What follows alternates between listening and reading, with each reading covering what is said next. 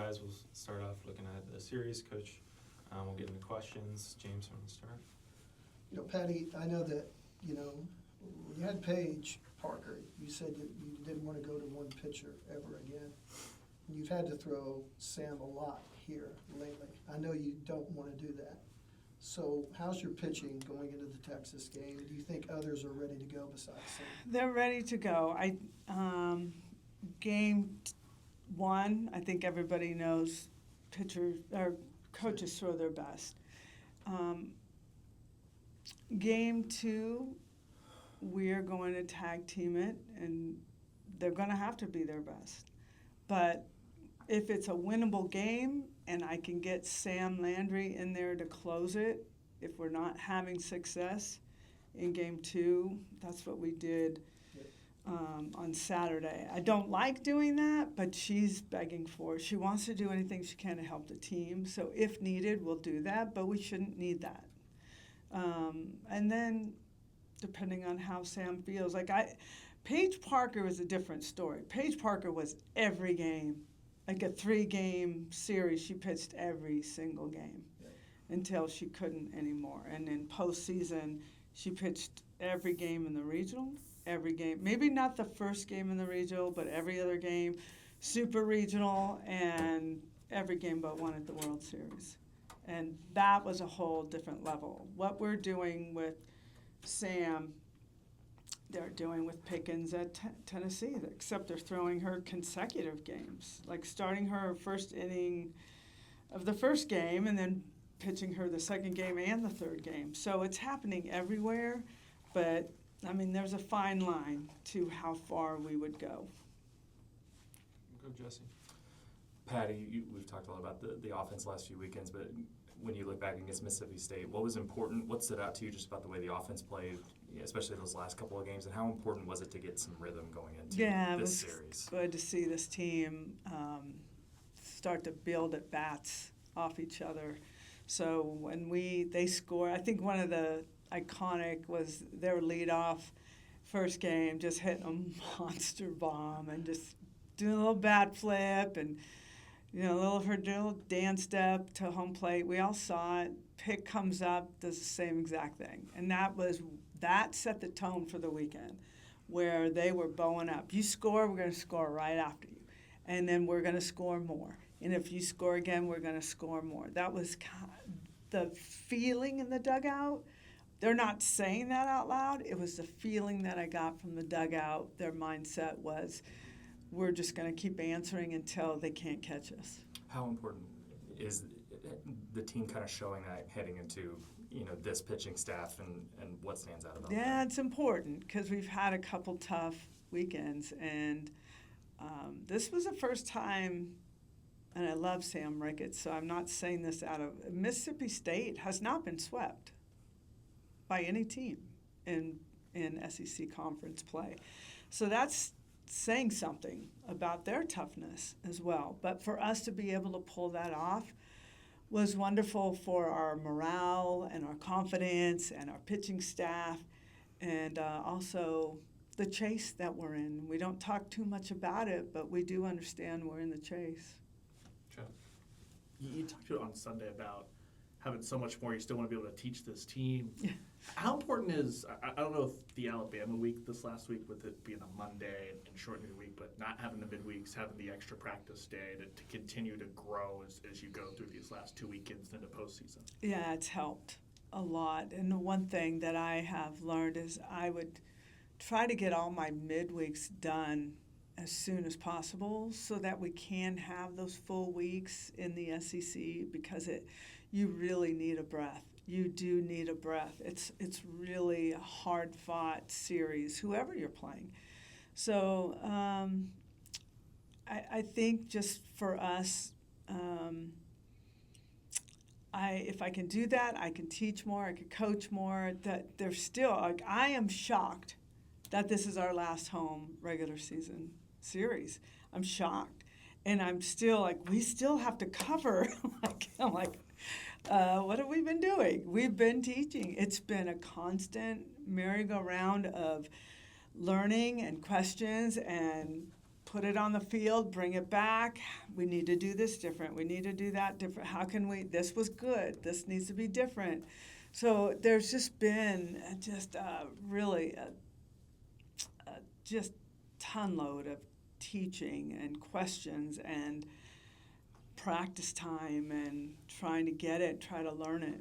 And I'm really proud of them. I think one thing that people, they're feisty, and people like, but they can bow up when they want to.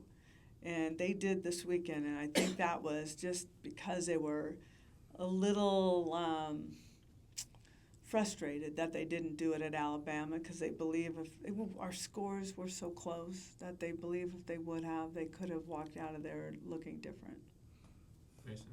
Patty, obviously the veteranness of their pitching staff is one thing, but what else kind of stands out on paper about this matchup? Power. They've got power, big hitters. They've got speed, very well balanced, very athletic, good arms in the outfield. Great catcher, one of the best. They've got it all.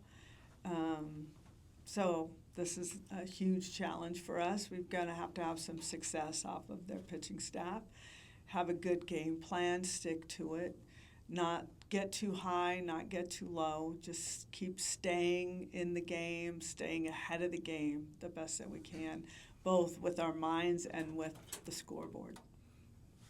Go James, then we'll bounce to Bob. Coach, you mentioned before this season that you were going to have fun being able to really coach again after graduating that great class. I mean, up to this point now, I mean, what have you liked about this team? What have you learned about this team? What's been the process for you throughout that experience? I feel like they're all freshmen, in the way of you're a high school teacher and you're teaching freshmen calculus, and you have to start from the beginning, and you got to kind of make your way to get them ready for calculus too. What a dumb analogy this is, but it's really, I have a lot of fun with them. I can really let my hair down and be myself and joke with them and laugh with them. And I feel connected to sometimes more than others. Some others are their personalities are all quite different.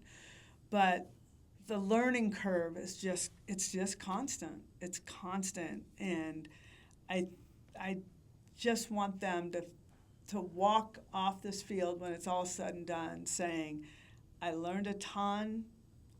I gave it my all. I mean, I know what Sooner fans are saying, what their expectations are. I am so proud of what these guys have done thus far, and I don't know if I even said it out loud to you all, but never would I ever believe that we would be tied for second in the SEC with this team that we have, and a new pitching staff, and a completely new infield with the exception of Sid Sanders, a broken down Ella Parker, and Cassidy Pickering and Nellie leading us, a freshman captain. We have a freshman captain. That tells the whole story. So I'm just so proud of them and what they've continued to fight and trust our coaching staff. And some are getting this playing time they want, some are not, and there's frustration. You can feel it, but the goal and the teaching side is be a good teammate, because it will pay off in one way or another. So they're just really embracing the championship mindset. Kind of piggybacking off of that, they don't know what they don't know. Do they still feel like freshmen? Are they starting to truly understand what this next month and a half is really going to be? Yeah, I think I need to share more. I think I said this too. We went to Alabama, and I'm like, well, we're kind of rivals. We're not in the same conference, but we've been rivals. I should have shown them what this rivalry really looks like. It's a respectable rivalry. It's not dirty or anything, but I need to do a better job of making them understand what this weekend is going to feel like as well. And then going to Florida, we have history with them in the postseason. So a lot is coming at us in the next 2 weeks, and I am vowing to make sure that they have a good understanding of what this could feel like and what it's going to look like, but we've already experienced it, so I don't know that anything's going to truly shock them. But I would say when in the fall, they were absolutely freshmen. Now their improvement levels, even each week, are improving, and players like Cheney Helton are starting to hit solid. Riley Zakay doesn't get in a lot, but she is hitting bombs at practice. I mean, there's players that are vying to get in, but you have to still be better than Pickering. You still have to be better than Abby Dayton defensively in center field. You know, you're still having to beat out some very good players to find your space, and that's the hard part. Sometimes when you're young is you don't understand it, but you just got to be a good teammate through it until it's your time. When your time is called, be ready. Yeah. I will not be answering questions to anyone that walks through the door late. You are tardy, sir, but I will, because you are a good student, I will. If I need to stay for detention and write words on the class. If you had your board, computer, I wouldn't have this problem. But you're using your phone only now, so. Patty, I don't know if you saw that, I'm sure you did, about the Cal Stanford crowd the other day. Yeah. Obviously, we know what happened, y'all, just a couple weeks ago and then a couple years ago against Texas.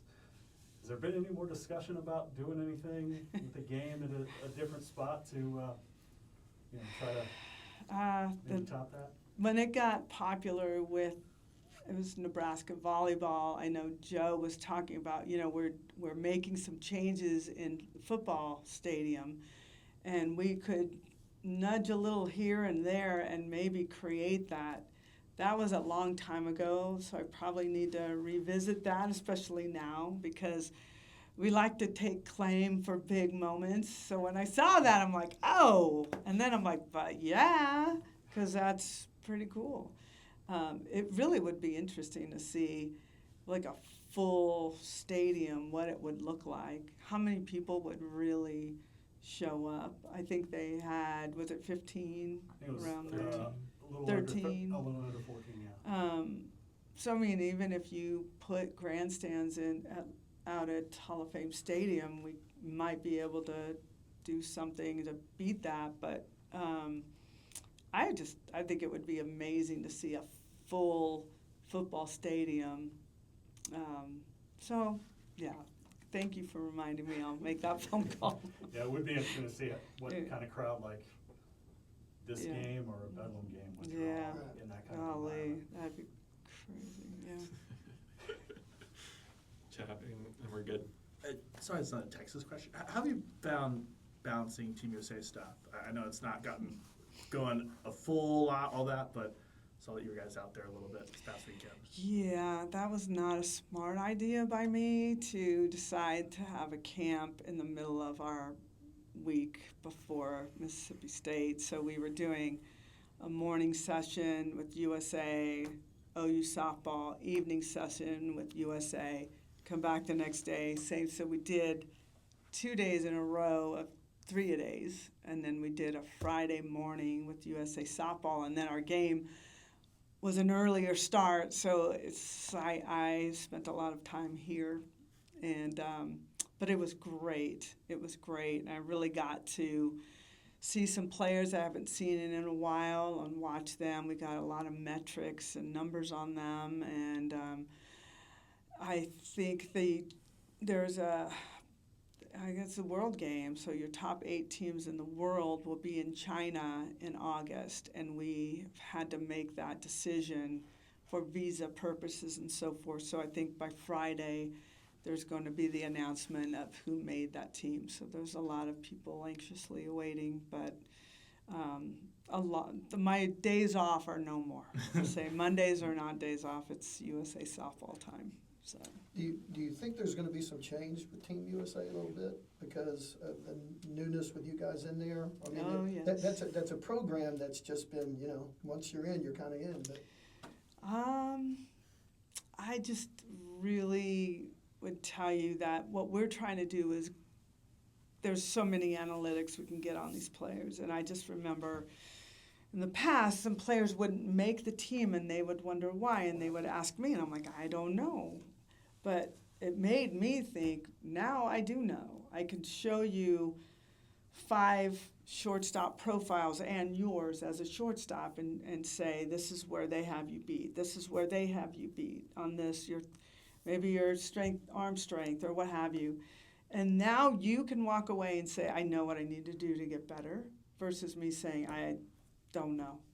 And so I really want to take a very professional approach towards treating these athletes right, trying to raise money to help these athletes get paid. But we are going to work our tail off. They're going to work probably more than they have ever, because that's the success story in any program is absolute hardcore work. And that's the goal here. All right, we'll get her back. Thank you.